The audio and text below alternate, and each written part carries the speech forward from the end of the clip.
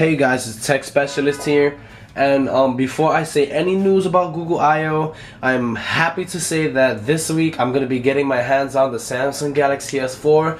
I'm going to be doing an unboxing. I'm going to be doing a comparison between the S3 and some other devices. We're going to do speed tests and all that mumbo jumbo. So stay tuned for this upcoming weekend. And also go like our Facebook page, and we're gonna keep you updated on our Facebook page and post about technology and my latest videos, and I'm gonna leave a link of it right here.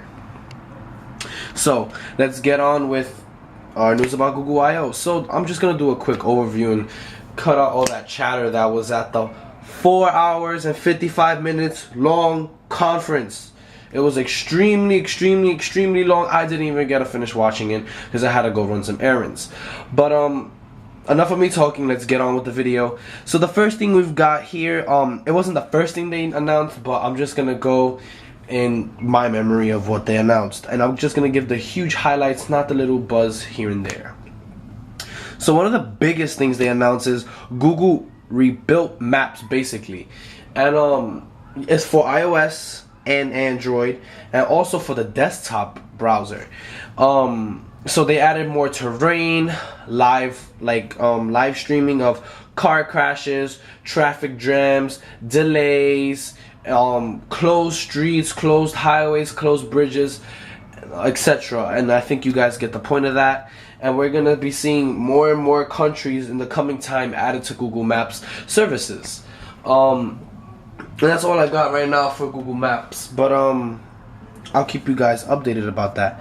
Next, Google finally actually releases their own music subscription service, and it's just another Pandora, another Spotify killer.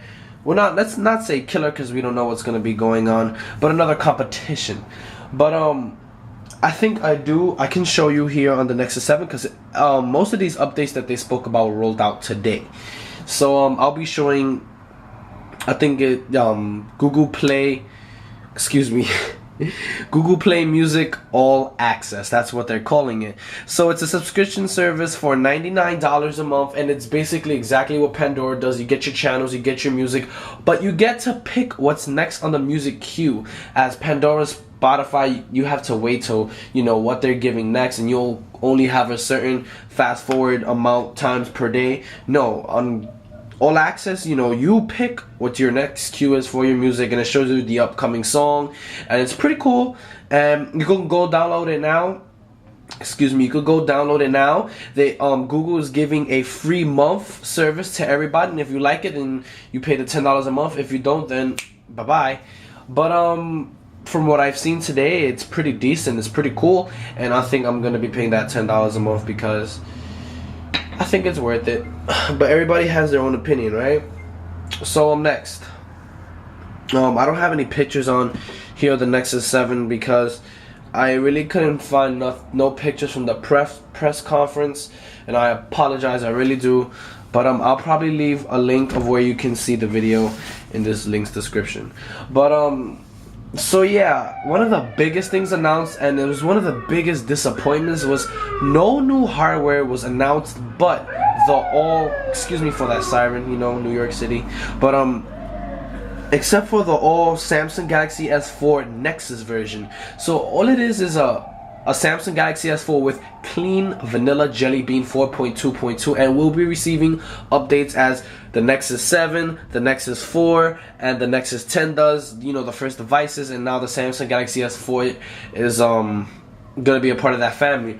But if you want that version of the Samsung Galaxy S4, you need to purchase it straight from Google Play itself. It's gonna be available, I believe, in June for $649 and on contract for $200 with AT&T, T-Mobile. Verizon will be getting Samsung Galaxy S4 later this month, and Sprint.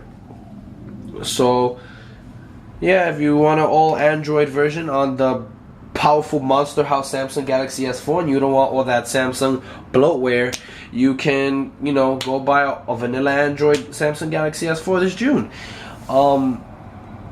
Yeah, so as I was saying earlier, no new hardware was announced. I was disappointed to not see the the Nexus 7 next edition, a new Nexus 4, or a new Nexus 10, or even a new device. Like there was a long rumor Google Watch. Nothing really about Google Glass, no apps, no real hardware this year at Google I/O. But doesn't say that later this year we can possibly see new hardware. Also, I know this is a huge disappointment, but even though Android 4.3 was not announced, or everyone was saying 5.0 key lime pie, Google's developer page, it was leaked by accident. It was confirmed by Google that 4.3 is coming soon. It was on the developer page, and of course Google took it down. But The Verge, Pocket Now, and CNET all got the details about it, so you could go check those guys out. See if I can get a link for the description below for one of those guys. And it's confirmed by Google that we will be getting 4.3, not 5.0. Very soon. I don't believe they're going to be rolling it out at this year's conference. I don't know why.